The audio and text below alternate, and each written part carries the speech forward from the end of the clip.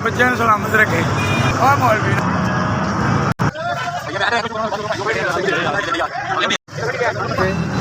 दुख तकलीफ ना दे